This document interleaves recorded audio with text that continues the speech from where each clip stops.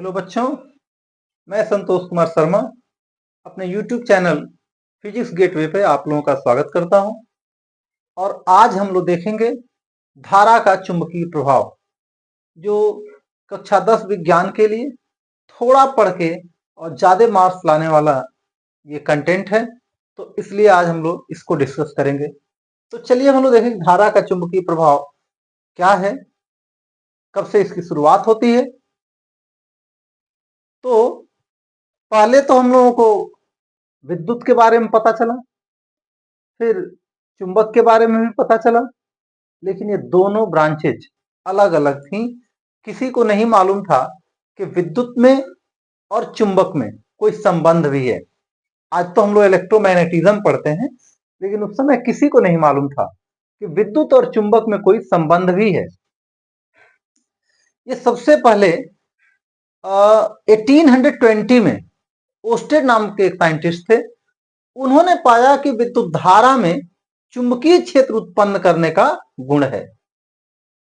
तो ये बड़ा लैंडमार्क डेवलपमेंट हुआ, क्योंकि तब फिर दोनों ब्रांचेज जुड़ गई।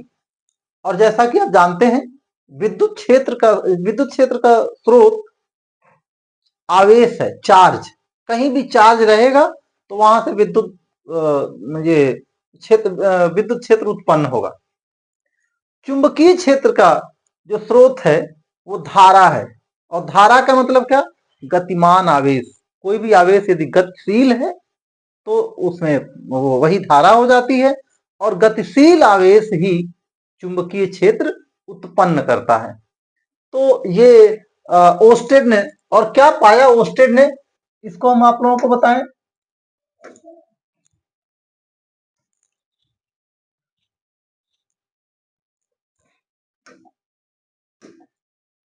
ओस्टेड ने क्या पाया ये हम बताते हैं आप लोगों को।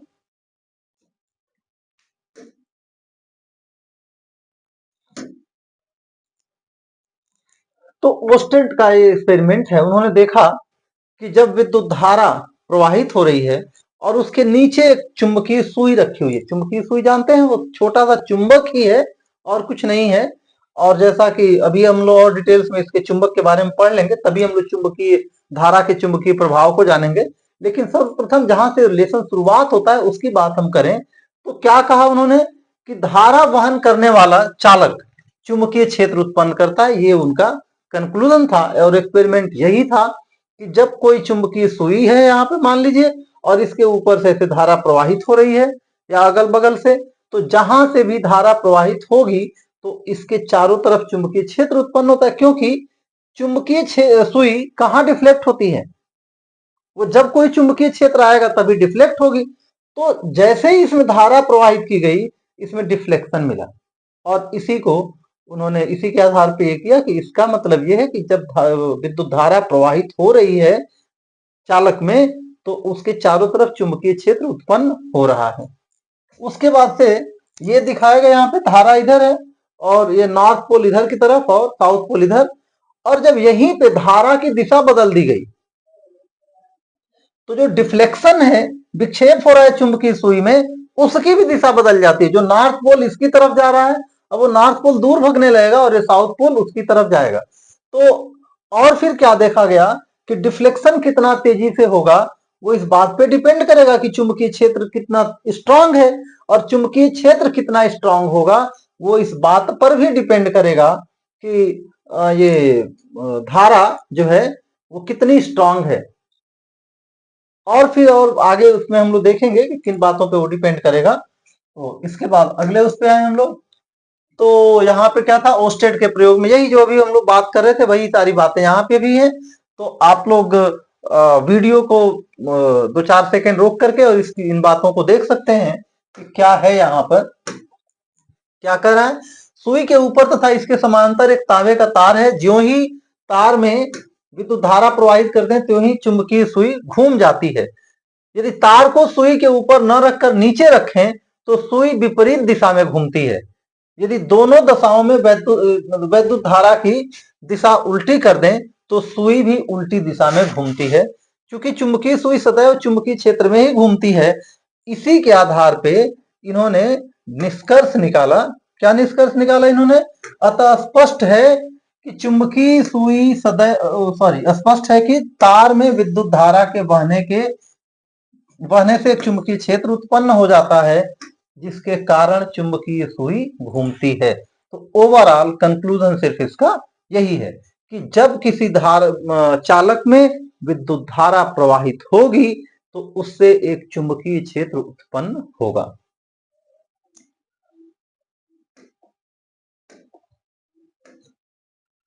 और ये है कि दिशा उसकी क्या होगी, तो उन्होंने तैरने का नियम यदि दिया कि चुंबकीय सुई में डिफ्लेक्शन किधर होगा, तो ये नियम, तैरने का नियम ये कहता है कि यदि कोई पानी पे तैर रहा है और जो तैराक का, स्विमर का जो हेड है वो किधर हो, विद्युत धारा की दिशा में, इधर दिशा में हो, तो जो नॉर्थ पोल का डिफ्लेक्शन होगा वो बाएं हाथ की तरफ, इधर।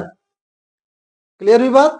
ये है सीधी विद्युत धारा, बायां हाथ इधर है, और तैराक की जो दिशा जाएगी, तैराक जिसका सर विद्युत धारा की दिशा में होगा, तो चुंबकीय सुई का जो नॉर्थ पोल है वो बाएं हाथ की तरफ रिफ्लेक्ट करेगा। सिर्फ ये नियम है इसका।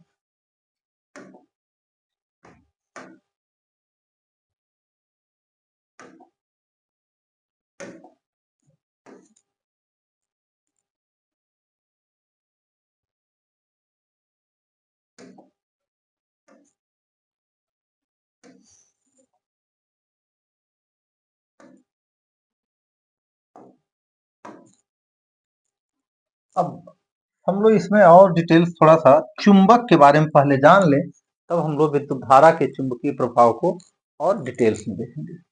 तो चुंबक क्या होता है भाई? तो चुंबक एक ऐसा पदार्थ है जो लोहे के छोटे छोटे टुकड़ों को अपनी ओर आकर्षित करे। वैसे स्ट्रांग चुंबक होगा तो क्या करेगा, बड़े से बड़े वो लोहे के गिर्डर को भी अपनी तरफ खींच सकता है, उसको उठा सकता है, इसका उपयोग किया जाता है। तो एक ऐसा पदार्थ है जो लोहे के छोटे छोटे टुकड़ों को अपनी ओर आकर्षित करता है। और आकृति इसकी डिफरेंट टाइप की, शेप के आधार पे जो चुंबक है, वो कोई छड़ चुंबक होगा जो स्टेट वो लोहे की छड़ हो उसकी भी बनाई जा सकती है, कोई हॉर्सशू टाइप का होगा, कोई रिंग शेप में होगा, तो डिफरेंट डिफरेंट शेप होगी, शेप का कोई वो नहीं है। अब इसमें हम लोग देखें चुंबक के गुण को देखेंगे हम लोग।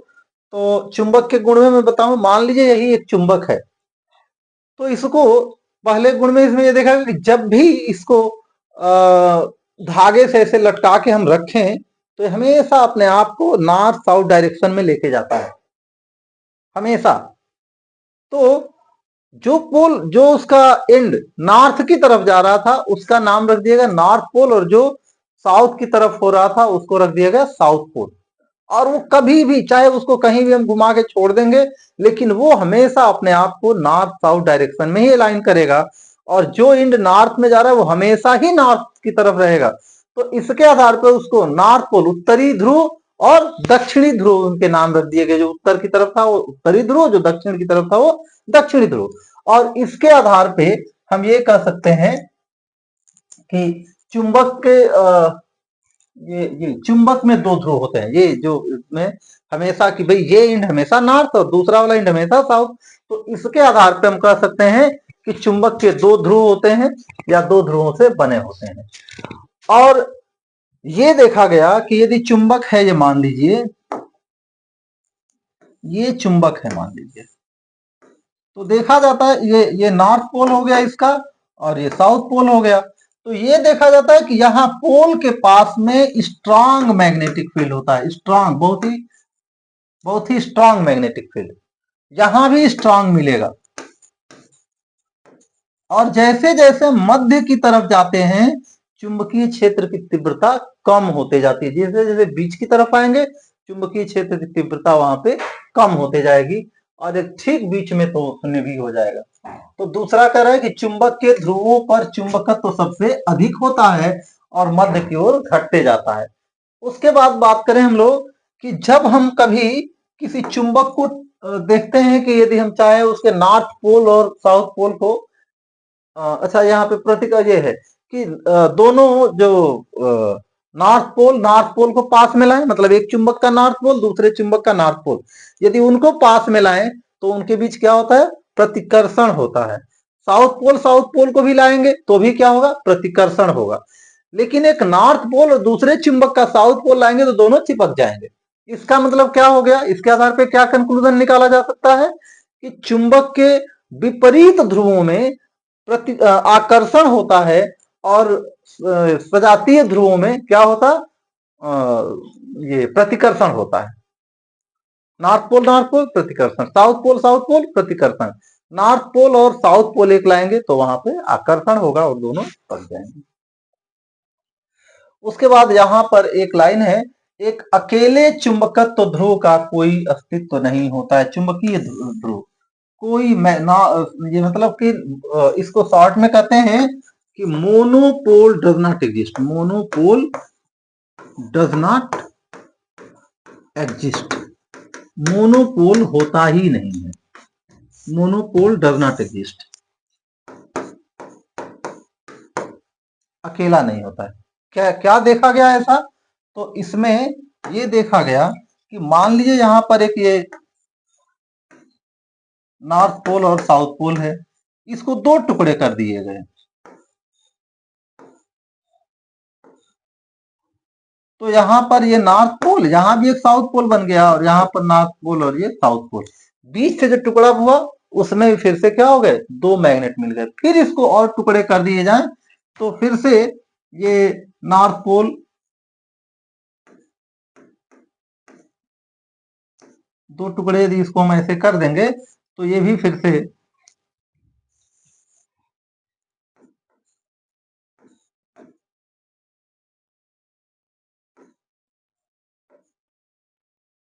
ये फिर से नॉर्थ साउथ फिर से बन जाएंगे। तो इसका मतलब कि मोनोपोल कभी होता ही नहीं है, जहां भी होंगे ये पेयर में होंगे। ध्यान रखिए, चार्ज में ऐसा नहीं था, आवेश में ऐसा नहीं था। आवेश में निगेटिव चार्ज भी होता है और पॉजिटिव चार्ज भी होता है, दोनों अलग अलग होते हैं। दो तरह की बॉडीज हो सकती है, negatively charge bodies and positively charge body, ऋणात्मक आवेश वाली और धनात्मक आवेश वाली। लेकिन यहां पर हम सोचें कि नॉर्थ पोल और साउथ पोल को तोड़ के अलग कर दें तो नहीं होती है, हमेशा वो पेयर में ही होती हैं। तो ये चौथी प्रॉपर्टी थी इसकी। इसके बाद हम लोग चले जरा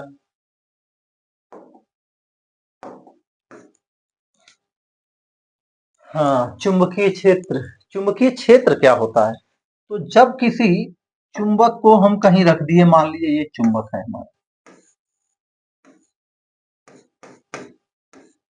और कोई दूसरी लोहे की वस्तु, लोहे की वस्तु या दूसरा कोई चुंबक यदि सर इधर इस फील्ड में आएगा तो उस पर एक बल लगेगा।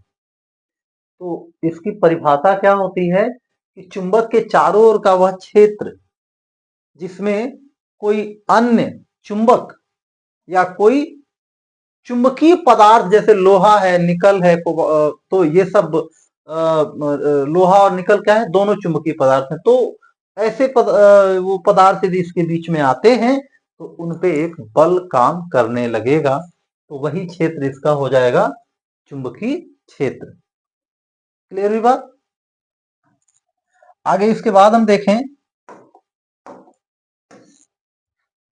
क्षेत्र के किसी बिंदु पर रखी दिक्सूचक सुई। अच्छा, यहाँ पे चुंबकीय क्षेत्र की दिशा हम कैसे वो करें, तो यहां पर मान लीजिए ये चुंबक है, ये चुंबक है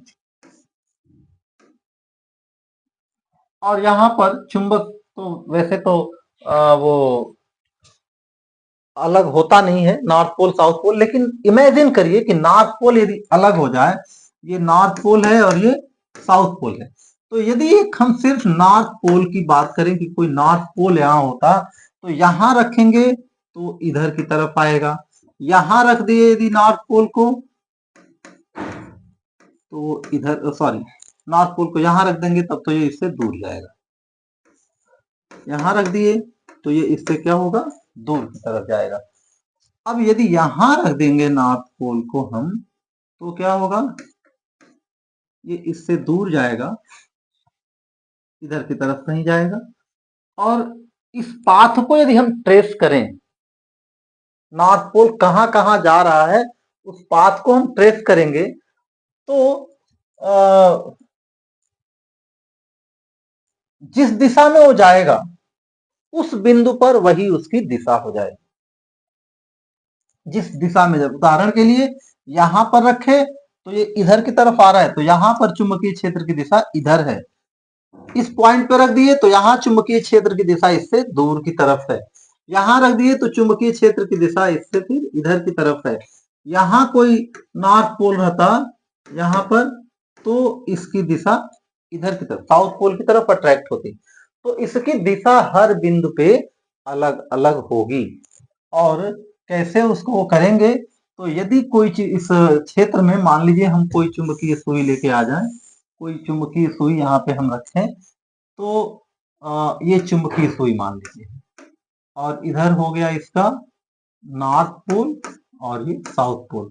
तो नॉर्थ पोल से साउथ पोल की तरफ खींची गई जो रेखा होगी वो उस बिंदु पर चुंबकीय क्षेत्र की दिशा को दिखाएगी।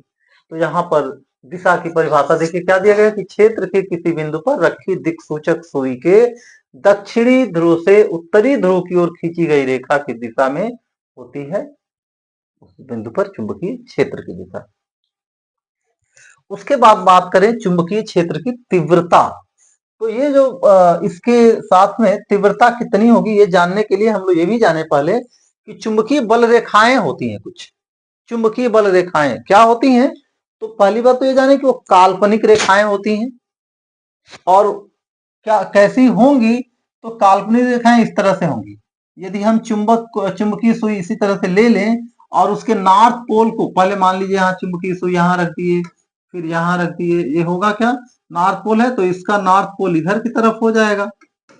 यहाँ रखे तो इसका दिशा इधर की तरफ हो जाएगा, यहाँ रखे तो इसका दिशा इधर हो जाएगा, यहाँ रखे तो इधर, यहाँ रखें तो इधर, यहाँ रखेंगे तो फिर इधर की तरफ, यहाँ रखें तो फिर इधर की तरफ, यहाँ रख दिए तो फिर इधर की तरफ। तो इस तरह से यदि हम इसको ट्रेस करें तो ऐसी बहुत सारी लाइंस मिल जाएंगी। ये नॉर्थ पोल है, साउथ पोल, जो नॉर्थ पोल से निकलती हुई साउथ पोल में एंड हो जाएंगी, साउथ पोल में एंटर करेंगी, एंड नहीं होती है। इधर से आएंगी तो ऐसे,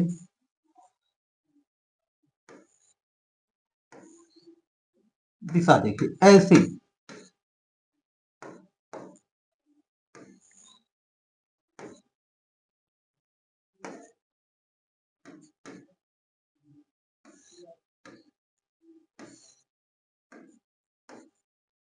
इस तरह से ये चुंबकीय बल रेखाएं हैं। तो होती क्या है चुंबकीय बल रेखाओं की भी वो जान लीजिए, डायरेक्ट परिभाषा इसमें पहले इसकी जान ले हम लोग। तो चुंबकीय बल रेखाएं क्या कहती हैं, क्या उसका परिभाषा होता है कि ये काल्पनिक रेखाएं हैं और स्ट्रेट या कर्व हो सकती हैं, सीधी रेखा भी हो सकती है और वक्रीय रेखाएं भी हो सकती हैं। जैसे यहां से जो पॉइंट निकलेगा वो सीधे ऐसी ये रेखा भी हो सकती है, नॉर्थ पोल से इधर आएगा तो बाहर की तरफ और साउथ पोल में एंटर करते हुए। तो ये काल्पनिक रेखाएं होती हैं जो चुंबक के बाहर नॉर्थ पोल से साउथ पोल की तरफ जाती हैं और चुंबक के अंदर साउथ पोल से नॉर्थ पोल की तरफ आती हैं। तो वास्तव में ये क्या है, क्लोज लूप हो जाती है, बंद लूप है, ये भी ध्यान देना होगा। ये स्ट्रेट या कर्व हो सकती है और बंद लूप होती हैं, क्लोज लूप होती हैं, काल्पनिक हैं। और क्या कहते हैं कि ये है, ये इसको कैसे वो करेंगे, तो कहते हैं कि यदि नॉर्थ पोल स्वतंत्र होता चलने के लिए तो जिस पाथ को फॉलो करेगा वही पाथ होती है, ये वही रास्ता होता है जिससे होकर के चुंबक का नॉर्थ पोल घूमेगा। मतलब हम यदि एक इमेजिन करिए नॉर्थ पोल यदि हमारे पास होता, यहाँ रख देते तो यहां से होता हुआ इसमें घूमता हुआ फिर ऐसे आ जाता। तो ये नॉर्थ पोल को ट्रेस करने से फाइंड आउट हो जाता है। तो ये है चुंबकीय बल रेखाएं। और ये चुंबकीय बल रेखाएं क्या होती हैं, क्लोज लूप तो है ही है, जो चुंबक के बाहर नॉर्थ पोल से साउथ पोल की तरफ जाती हैं और चुंबक के अंदर साउथ पोल से नॉर्थ पोल की तरफ आती हैं। लेकिन और फिर क्या है कि यह किसी बिंदु पर, मतलब इस चुंबकीय बल रेखा के यहां एक बिंदु ले लीजिए, तो इस बिंदु पर चुंबकीय क्षेत्र की दिशा को यहां बताएगी। इस बिंदु पे जैसे यहाँ पर स्पर्श रेखा से ऐसे दिशा इसकी हो जाएगी, यहाँ पर चुंबकीय क्षेत्र की दिशा ये हो जाएगी, यहाँ पर चुंबकीय क्षेत्र की दिशा ऐसे हो जाएगी।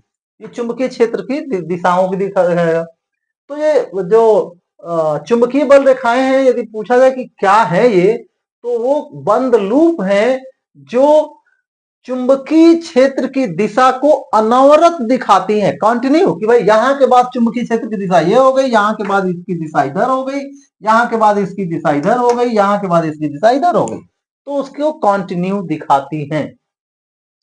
और किसी क्षेत्र में चुंबकीय बल रेखाएं जितनी अधिक होंगी, वहां पर चुंबकीय क्षेत्र की तीव्रता भी उतनी ही अधिक होगी, चुंबकीय क्षेत्र की तीव्रता वहां पर उतनी ही अधिक होगी। तो इसका मतलब ये हुआ कि यहां यदि हम 3 पॉइंट ले लें, ये पॉइंट मान लीजिए पॉइंट ए, ये 3 पॉइंट ले लें, एक पॉइंट ए हो गया यहां पर, ये पॉइंट बी हो गया, ये पॉइंट सी हो गया, ये पॉइंट डी हो गया।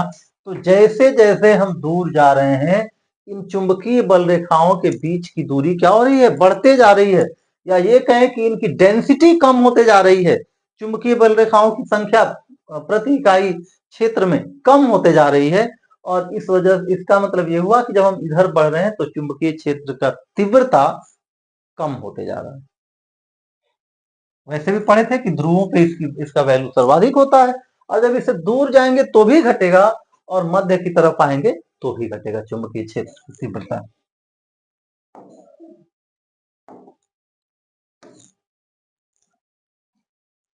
यही चुंबकीय बल रेखाओं के बारे में अभी जो हम बता रहे थे, वही ये कह रहा है कि किसी चुंबकीय क्षेत्र में चुंबकीय क्षेत्र रेखाएं वे काल्पनिक रेखाएं हैं जो उस स्थान में चुंबकीय क्षेत्र की दिशा को अविरत प्रदर्शित करती हैं, तथा इन रेखाओं के किसी बिंदु पर खींची गई स्पर्श रेखा उस बिंदु पर चुंबकीय क्षेत्र की दिशा प्रदर्शित करती हैं। और चुंबकीय क्षेत्र रेखाओं की चुंबकीय बल रेखाएं, और चुंबकीय क्षेत्र रेखाओं को चुंबकीय बल रेखाएं भी कहते हैं। दो नाम है, चाहे उनको कहिए हम लोग कहें चुंबकीय, चाहे इनको हम चुंबकीय क्षेत्र रेखाएं कहें या चुंबकीय बल रेखाएं कहें, दोनों एक ही बात है। चुंबकीय क्वेश्चन आता है चुंबकीय बल रेखाओं का महत्व। तो चुंबकीय बल रेखाओं के दो महत्व हैं, याद करिए। चुंबकीय बल रेखाओं के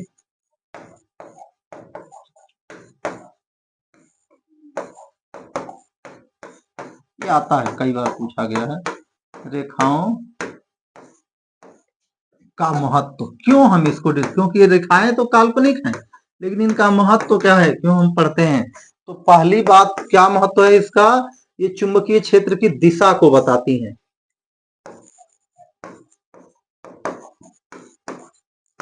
चुंबकीय क्षेत्र की दिशा बताती हैं।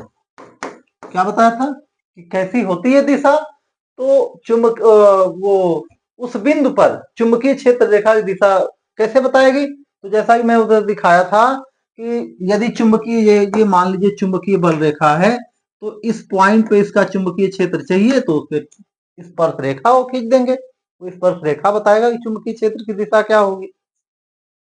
और दूसरा बताता है, जैसा कि मैं बताया उधर अभी इससे पहले, कि इसकी तीव्रता, चुंबकीय क्षेत्र की तीव्रता भी पता चलती है इससे। तो जितनी घनत्व या उस क्षेत्र में जितनी चुंबकीय बल रेखाओं की संख्या ज्यादा होगी, उतना ही उसका चुंबकीय क्षेत्र की तीव्रता ज्यादा हो जाएगी। तो दो बातें बताती है ये महत्व। तो एग्जाम में क्वेश्चन आता है कि चुंबकीय बल रेखाओं का महत्व बताइए, तो ये महत्व हो गया।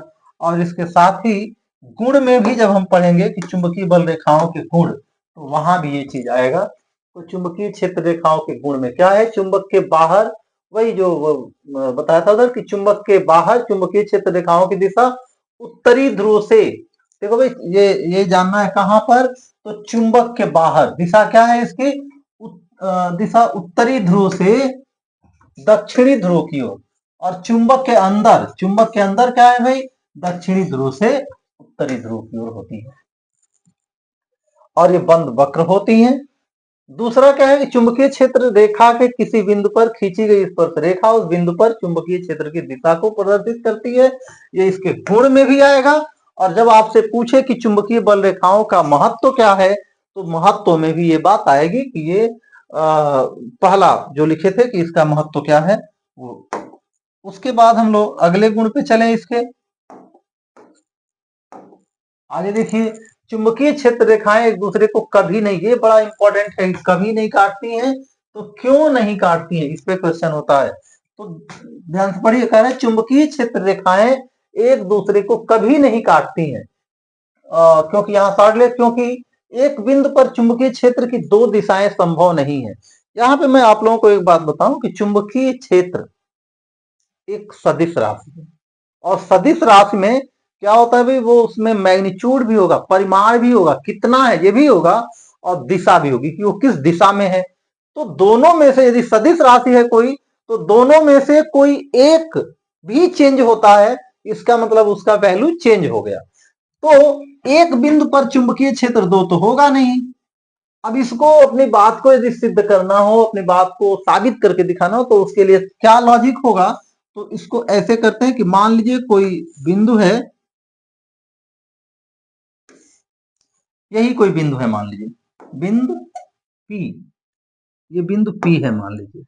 तो यहां पर यदि चुंबकीय बल रेखाएं एक दूसरे को काटती हैं, तो इस पे जो टेंजेंट ड्रा करेंगे वो इस बिंदु पर एक दिशा हो गया, और इस पे जो टेंजेंट ड्रा करेंगे वो दूसरी दिशा हो गई। तो एक ही बिंदु पर B1 और B2 दो चुंबकीय क्षेत्र संभव नहीं है, इसलिए ये संभव नहीं है। इस तरह से हम करते हैं। तो इसको शॉर्ट में लिखते हैं, क्योंकि ये ऐसे लिख सकते हैं इसको कि यदि मान लें कि दो चुंबकीय बल रेखाएं किसी बिंदु P पर इंटरसेक्ट करती हैं, तो उस बिंदु पर दो चुंबकीय क्षेत्र, दो दिशाएं होती, चुंबकीय क्षेत्र की दो दिशाएं होंगी, जो कि संभव नहीं है। तो ये आता है लिखने के लिए, कभी कभी एग्जाम में पूछा था क्यों नहीं काटती, ये क्वेश्चन होता है।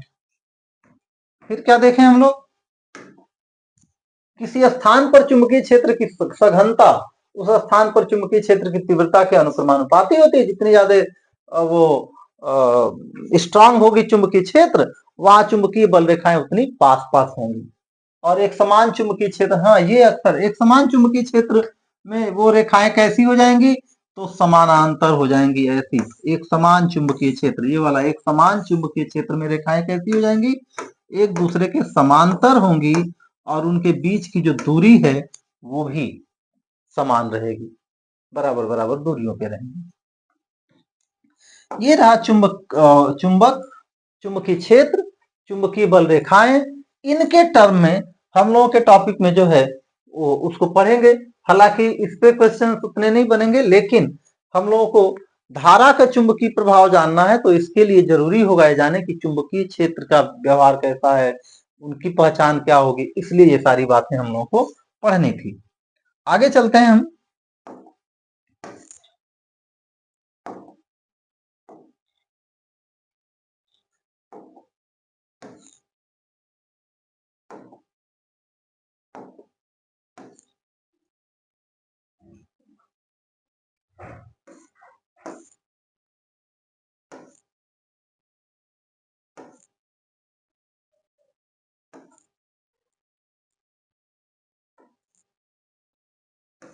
अच्छा, ये और कुछ छत्र में हमें बल रेखाएं कुछ नहीं।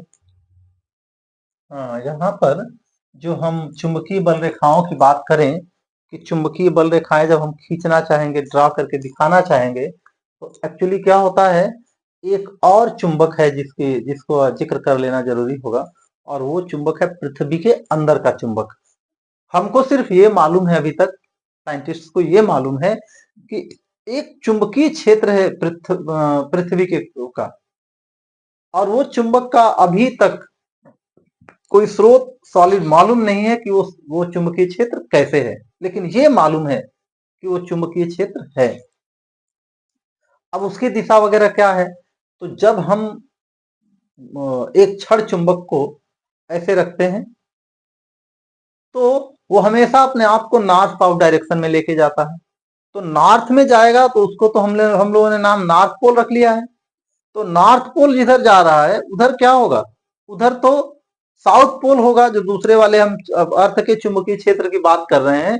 तो नॉर्थ पोल जिधर अट्रैक्ट हो रहा है उधर तो साउथ पोल होगा ना। नॉर्थ पोल किधर हो रहा है, जो नॉर्थ में जा रहा था उसको तो हम लोग नॉर्थ पोल रखे थे। तो इसका मतलब यदि हम अर्थ के चुंबकीय क्षेत्र की बात करें, अर्थ के चुंबकीय क्षेत्र की बात करें यदि हम, ये हमारी अर्थ हो गई। और जैसा कि आप जानते हैं, जब ग्लोब में ऊपर किसको दिखाते हैं हम लोग, नॉर्थ को दिखाते हैं, और नीचे किसको दिखाते हैं, साउथ को दिखाते हैं। तो जब हमारा जो चुंबक है नॉर्थ पोल नॉर्थ की तरफ है, इसका मतलब जो अर्थ का चुंबक है उसका साउथ पोल, मैग्नेटिक साउथ जो है वो नॉर्थ की तरफ होगा, और मैग्नेटिक नॉर्थ जो है वो किधर होगा, साउथ की तरफ होगा। ऐसे होगा ये।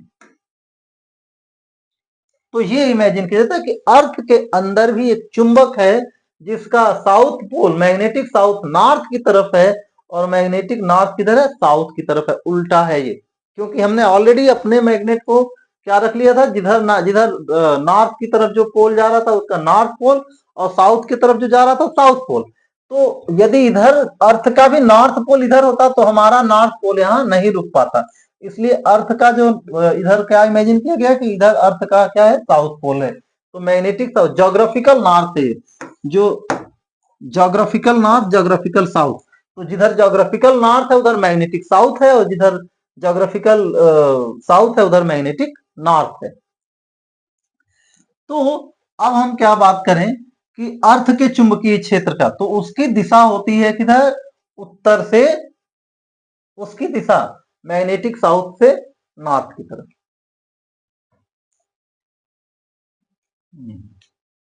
तो यहां पर देखिए इसको, जब हम चुंबकीय क्षेत्र जब ड्रा करेंगे तो क्या बता रहा है, छड़ चुंबक के समीप, जब हम एक कोई छड़ चुंबक ले लिए, और ये मान लीजिए हमारा क्या है, नॉर्थ डायरेक्शन है, नॉर्थ साउथ ईस्ट वेस्ट। हम एक छड़ चुंबक ले लिए और उसका नॉर्थ पोल नॉर्थ की तरफ, साउथ पोल साउथ की तरफ। तो इससे जो चुंबकीय क्षेत्र हमारा होगा, वो ये हमारा मैग्नेट है, तो इसमें चुंबकीय क्षेत्र की दिशा क्या होगी भाई, ये हो गई। और जो फिर इधर की तरफ, इधर से, तो ये देखा जाता है कि चुंबक के पास जो चुंबकीय बल रेखाएं हैं वो किसकी हैं, इस चुंबक की हैं। और दूर की तरफ जो चुंबकीय बल, इससे पास दूर वाली जो चुंबकीय बल रेखाएं मिलेंगी, वो पृथ्वी का जो चुंबक है उसके तरफ से, उसके कारण है। यही इस लाइन में बताया जा रहा है कि छड़ चुंबक के समीप बल रेखाएं छड़ चुंबक के चुंबकीय क्षेत्र के कारण है, तथा चुंबक से दूर बल रेखाएं पृथ्वी के चुंबकीय क्षेत्र के कारण है। यहां पर हम आप लोगों को दिखाएं, ये देखिए यहां पर, ये ये जो दूर की चुंबकीय बल रेखाएं हैं, ये किसकी वजह से हैं, ये जो है वो, ये पृथ्वी की चुंबकीय क्षेत्र के कारण बल रेखाएं हैं। यही बात बताई जा रही है कि चुंबक के पास जो है यहाँ पर ये सब बल रेखाएं किसके कारण है, चुंबक के कारण, और दूसरी इसके कारण। और यहाँ पर क्या देखेंगे हम लोग कि यहाँ पर जब चुंबकीय बल रेखाएं आ रही हैं तो नॉर्थ से निकल के किधर आ रही है, नॉर्थ से बाहर की तरफ, नॉर्थ से साउथ की तरफ आ रही हैं। और ये चुंबकीय बल रेखा की दिशा इसकी हो गई, अर्थ की। तो यहाँ एक दूसरे की क्या है, अपोजिट है। और यहाँ देखिए बीच में कुछ भी नहीं है जिसको क्रॉस करके दिखाया गया है, बीच में कुछ भी नहीं है। यहाँ पे कोई चुंबकीय बल रेखाएं नहीं है, तो कोई चुंबकीय बल रेखाएं नहीं है, इसका मतलब यहाँ पे चुंबकीय क्षेत्र भी नहीं है। ये एक दूसरे को क्या कर रही है, यहाँ पर जब नॉर्थ पोल नॉर्थ की तरफ है, हमारे चुंबक का नॉर्थ पोल नॉर्थ की तरफ है, और साउथ पोल साउथ की तरफ, तो उस केस में ये दो ऐसे बिंदु जिनको उदासीन बिंदु कहते हैं, यहाँ इन बिंदुओं पे ये क्या हो जा रही है, एक दूसरे को कैंसिल कर दे रही है। तो ये क्या हो जा रहा है कि इसमें इसके लंबवत जो रेखा जा रही है उसके बिंदु पर उदासीन बिंदु मिल रहा है। लेकिन यहीं पे इनको नॉर्थ को साउथ की तरफ और साउथ पोल को नॉर्थ की तरफ रख देंगे, तो ये उदासीन बिंदु जो है वो यहाँ पर मिल रहे हैं। क्यों, क्योंकि नॉर्थ से देखिए यहाँ पे चुंबकीय क्षेत्र की दिशा यहाँ पर उल्टी हो रही है, ये दिशा हो रही है यहाँ पर चुंबकीय क्षेत्र की दिशा ये हो रही है, और अर्थ का जो चुंबकीय क्षेत्र है उसकी दिशा इधर हो रही है। तो इसके अक्ष पर एक बिंदु, दो बिंदु ऐसे मिलेंगे जहां पे चुंबकीय क्षेत्र क्या है, शून्य है। तो ये चीजें जाननी है। आगे हम लोग चलें, अब हम लोग देखें जो हम इसके ये जो हम लोग अभी तक देख रहे थे ये तो इसलिए ताकि हम चुंबकीय क्षेत्र को बढ़िया से जान सकें, इसके लिए हम लोग ये देख रहे थे। लेकिन यहाँ पर अब हम लोग देखें जो हम लोगों के उसमें टॉपिक में है वो क्या है, धारावाही सीधे तार के से उत्पन्न चुंबकीय क्षेत्र क्या होती है। देखिए पहले तो कई टॉपिक थे लेकिन अब आप लोगों के उसमें यही एक टॉपिक है। तो धारावाही सीधे चालक तार से उत्पन्न चुंबकीय क्षेत्र कितनी होती है, कैसी होती है। तो ये मान लीजिए आपकी एक धारावाही चालक है, तो इससे जो चुंबकीय क्षेत्र उत्पन्न होगी वो कैसी होगी। तो ओस्टेड ने तो सिर्फ ये बताया था कि धारावाही चालक है, उससे जब कोई ये कोई चालक है उसमें धारा प्रवाहित होगी तो उसके चारों तरफ चुंबकीय क्षेत्र उत्पन्न होगा। यहाँ से हम लोगों को ये जानना है कि वो कैसी होती हैं। तो चुंबकीय बल रेखाएं, अब इन चीजों से परिचित हैं आप लोग कि चुंबकीय क्षेत्र क्या है, चुंबकीय बल रेखाएं क्या है। भाई चुंबकीय क्षेत्र कैसा है ये जानने के लिए हम लोगों को चुंबकीय बल रेखाओं को जानना होगा। तो इससे जो चुंबकीय क्षेत्र उत्पन्न हो रहा है उसकी चुंबकीय बल रेखाएं कैसी होंगी। तो मान लीजिए ये स्ट्रेट कंडक्टर है, तो उसके कारण जो चुंबकीय क्षेत्र होंगी इसके प्रत्येक बिंदु पे बहुत सारी संकेंद्रीय रेखाएं होंगी, मतलब ऐसे वृत्त बनेंगे इसके चारों तरफ जिनका केंद्र कहां होगा, इस चालक के ऊपर ही होगा। तो यही यहाँ पे लिखा गया है, यही बस आप लोगों को भी लिखना है कि चुंबकीय बल रेखाएं धारावाही चालक की चारों तरफ संकेंद्रीय, संघ नहीं है, संकेंद्रीय वृत्त के रूप में होती हैं। मतलब ये है, तो यहाँ पे ये एक पॉइंट हो गया, तो इसके चारों तरफ बहुत सारी संकेंद्रीय वृत्त होंगी, वृत्त जिनका केंद्र एक ही होगा और उस पर घूमेंगी। उसके बाद फिर दो बातें जाननी, तीव्रता कितनी होगी उसकी, और फिर क्या जानना है, और जानना है कि उनकी दिशा, भाई दो तरफ से घूम सकती है, ऐसे भी घूम सकती है और ऐसे भी घूम सकती है। तो इसके लिए दो नियम दिए गए हैं। एक नियम है thumb rule, right hand thumb rule, और दूसरा रूल है right hand screw rule. Right hand thumb rule क्या कहता है, तो राइट हैंड थंब रूल सिर्फ ये कहता है कि यदि यही आपका स्टेट कंडक्टर है, यदि हम धारावाही चालक को अपने दाहिने हाथ में पकड़े, राइट हैंड थंब रूल, दाहिने हाथ में पकड़े, इस प्रकार पकड़े कि हमारा जो अंगूठा है दाहिने हाथ का वो किधर दिख जाएगा, विद्युत धारा की दिशा को दिखा रहा है। तो हमारी ये जो मुड़ी हुई अंगुलियां हैं, ये अंगुलियां जिधर घूम रही हैं वो विद्युत चुंबकीय क्षेत्र, चुंबकीय बल रेखाओं की दिशा को दिखाएगा कि चुंबकीय बल रेखाएं इधर घूम रही हैं। तो यदि यही कंडक्टर है तो चुंबकीय बल रेखाएं इसके चारों तरफ ऐसे घूमेंगी। और राइट हैंड स्क्रू रूल भी इसी पे, राइट हैंड स्क्रू रूल क्या कहता है, तो ये कहता है कि यदि हम किसी स्क्रू ड्राइवर को, पेच को अपने हाथ में, दाहिने हाथ में लेके और उसको घुमाएं, आप लोग कभी नट वगैरह कसे होंगे, स्क्रू पेच वगैरह टाइट किए होंगे, तो क्या होता है कि जब हम इसको घुमाएंगे तो यदि स्क्रू के नोक की दिशा, ये स्क्रू की नोक है, वो विद्युत धारा की दिशा को दिखाएगा। तो हमारा अंगूठा इधर इधर घूम रहा है, अंगूठा जिस दिशा में घूम रहा है या जिस दिशा में रोटेट हो रहा है, चुंबकीय बल रेखाएं भी उसी दिशा में घूमेंगी। तो इन दोनों को आप लोगों को याद भी रख लेना है, इन दोनों नियमों को। यहाँ पर उसको दिखाया गया है, ये इसको फिगर को भी एक बार देख लीजिए कि यदि ऐसा है कि ये राइट हैंड थंब रूल हो जाएगा और ये राइट हैंड स्क्रू रूल हो जाएगा। कि यदि हम चुंबक को क्या किए हैं भाई, सॉरी, धारावाही चालक को क्या किए हैं, अपने दाहिने हाथ में इस प्रकार पकड़े हैं कि अंगूठा किसको दिखा रहा है, धारा की दिशा को। तो इसके चारों तरफ घूमने वाली बल रेखाएं जो होंगी वो कैसी होंगी, तो उसी दिशा में घूमेंगी जिस दिशा में आपकी ये फिंगर्स घूम रही हैं।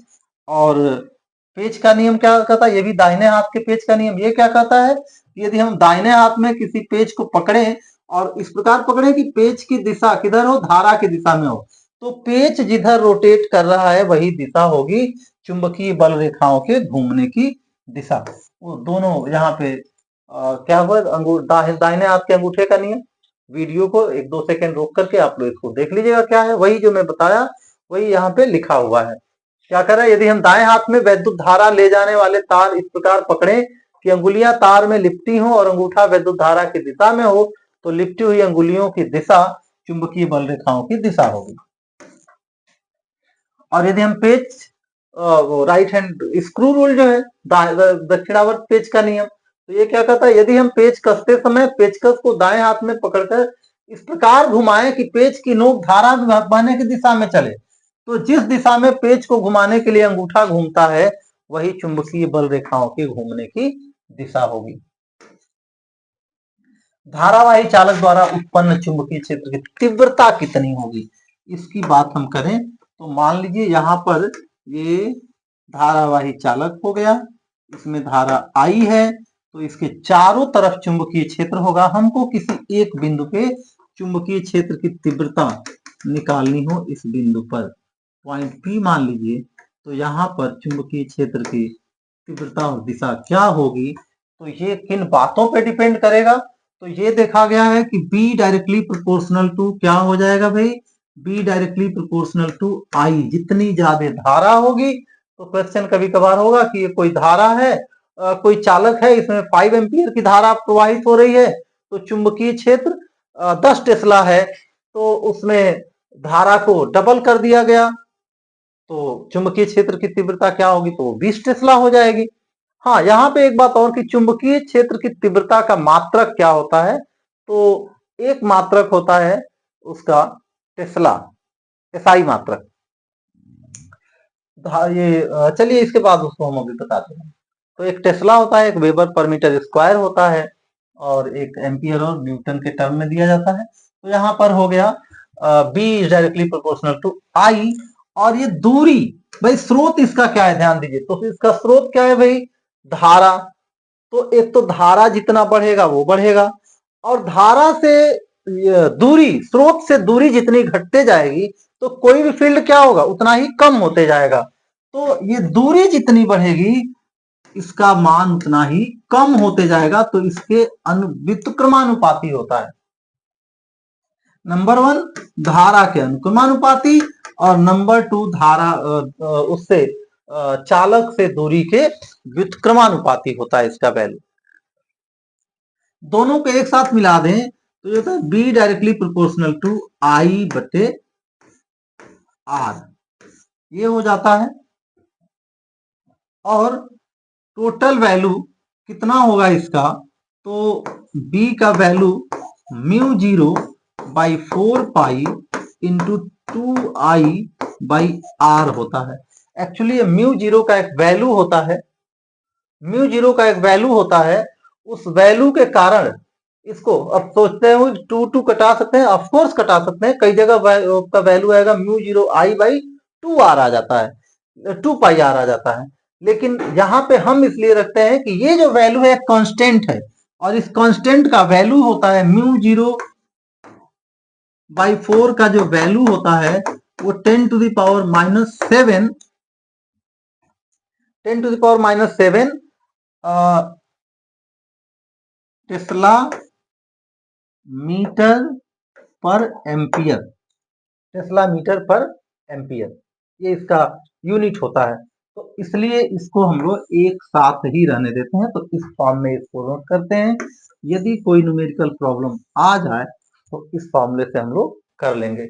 याद ये रखने, ज्यादातर क्वेश्चन ये होगा कि भाई धारा में 2 एम्पियर बढ़ रही है, तो यहाँ पे इतना टेस्ला मैग्नेटिक फील्ड है, यदि 4 एम्पियर होगी तो कितना हो गया, या दूरी बढ़ा दिया जाएगा कि भाई दूरी अभी 1 मीटर है तो इतना टेस्ला मैग्नेटिक फील्ड प्रोड्यूस हो रही है। दूरी यदि हम लोग 4 मीटर कर दें तो क्या हो जाएगा, तो 4 गुना घट जाएगी। तो इसके इस फॉर्मूले पे क्वेश्चन होते हैं इसके। आगे हम लोग देखें कि धारा, धारा क्या है भाई, वो गतिमान आवेश होता है। धारा जो है, अच्छा यूपी बोर्ड में सिर्फ यही, बाकी वैसे कोई वृत्तीय चालक हो उससे भी, जिसको कुंडली कहते हैं, उससे उससे भी चुंबकीय क्षेत्र उत्पन्न होगा, उसका भी पैटर्न था, तो पहले था सिलेबस में, वो नहीं है। तो चूंकि अभी एग्जाम का टाइम है तो इसलिए हम उसको अभी नहीं दे रहे हैं, दूसरे वीडियो में वो सब भी इंक्लूड करके दे देंगे, जिससे कि एक्स्ट्रा पढ़ना हो तो उसके लिए अच्छा रहेगा।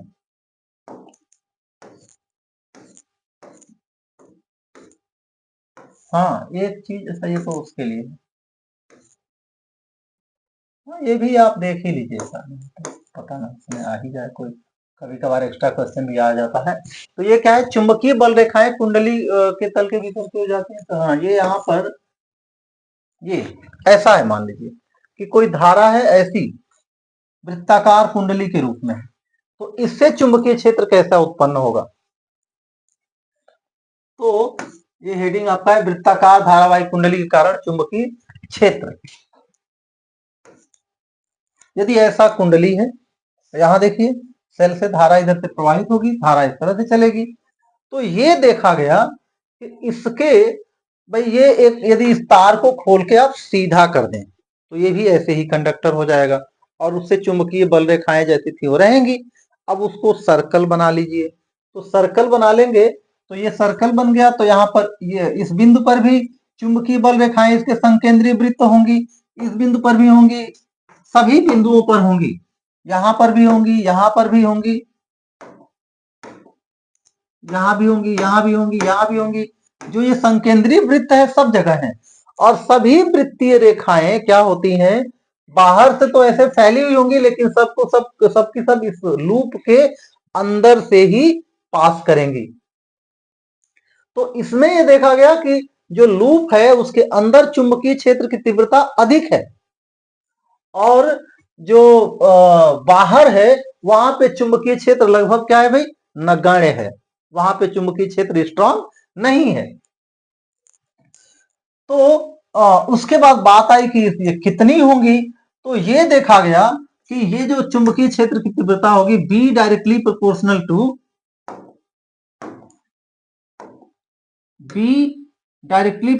टू आई। आई क्या है भाई, धारा है, तो ये तो स्रोत है, तो स्रोत तो जितना स्ट्रांग होगा मैग्नेटिक फील्ड उतनी स्ट्रांग होनी ही है, तो ये तो वही रहेगा जैसे पहले वाले में था। अब यहां पर हम बात करें कि इसके केंद्र पर कितनी मैग्नेटिक फील्ड होगी। मान लीजिए इसकी त्रिज्या आर है, यहां से यहां तक की त्रिज्या, इसकी कुंडली की त्रिज्या क्या है, आर है, तो केंद्र पर चुंबकीय क्षेत्र कितना होगा, केंद्र पर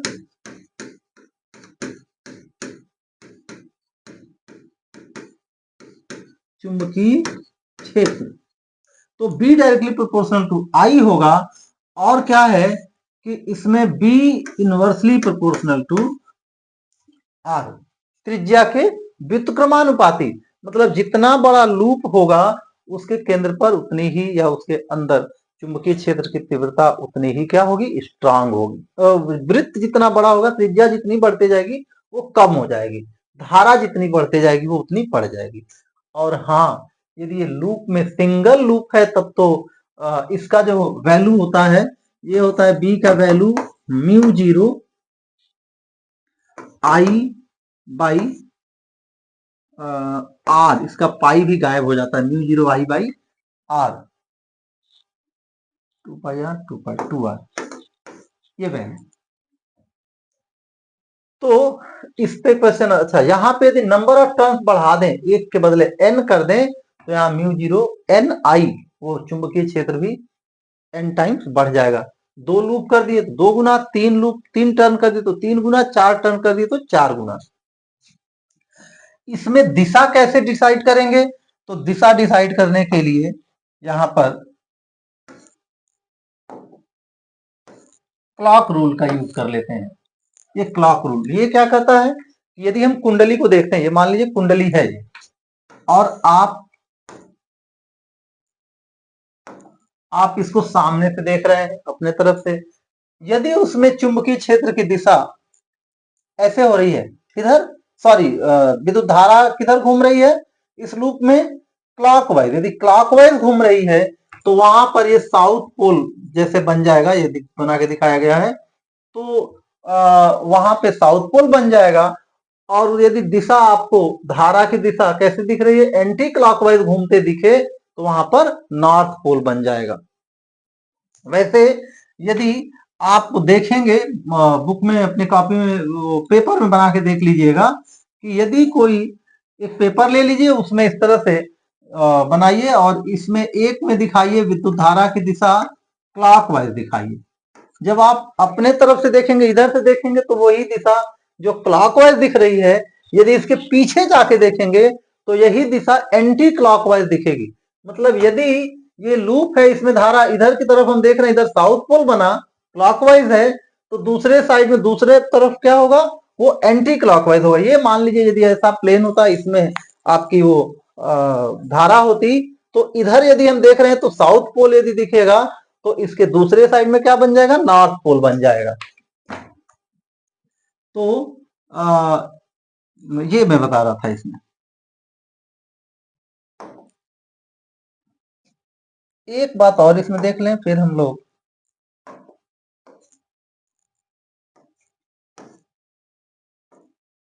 अच्छा, यहाँ पे हालांकि अब ये सब निकाल दिया गया आप लोगों के सिलेबस से। ये कोई लूप होती, यहाँ पे क्या है, वही जो एक सिंगल लूप था, उसके बदले उसको हम क्या कर दें, एक इसको सोलेनाइड कहते हैं। वो उसमें एक कोर होगा, और कोर के ऊपर डिफरेंट बहुत सारे टर्न्स ऐसे हेलिकल पाथ के रूप में लिपटे होंगी तार। तो इसमें ये ऐसा बन जाएगा, आपका सोलेनाइड कहलाता है। और सोलेनाइड में भी देखा जाता है कि उसमें सिर्फ अंदर चुंबकीय क्षेत्र प्रभावी होता है, बाहर नेग्लिजिबल क्षेत्र होता है। और वो ये जो सोलेनाइड है, ये भी चुंबक के ही जैसे, क्षण चुंबक जैसे बिहेव करता है। इसको हम लोग टेम्पोरेरी मैग्नेट भी कहते हैं, अस्थायी चुंबक, इलेक्ट्रोमैग्नेट है ये। तो इलेक्ट्रोमैग्नेट में ये कुछ बेनिफिट्स होती हैं हमारी, जो क्षण चुंबक है उसके अपेक्षा जो ये इलेक्ट्रोमैग्नेट है, उसमें कुछ प्रॉपर्टीज होती हैं कि धारा हम जितनी ज्यादा बढ़ा देंगे, उसका मैग्नेटिक फील्ड उतना बढ़ जाएगा। जितना हम ये चाहे तो पोलरिटी को, धारा की दिशा को बदल के नॉर्थ पोल साउथ पोल को बदल सकते हैं। जब चाहे यहाँ से स्विच ऑफ कर देंगे तो विद्युत धारा, वहां पे न विद्युत धारा रहेगी, न चुंबकीय क्षेत्र उत्पन्न होगा।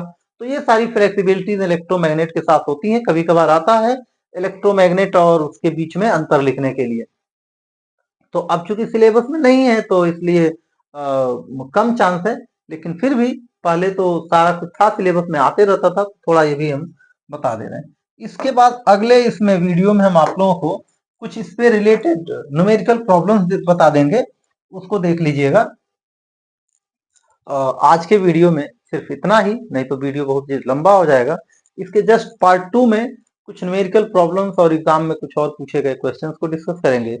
Thanks for watching.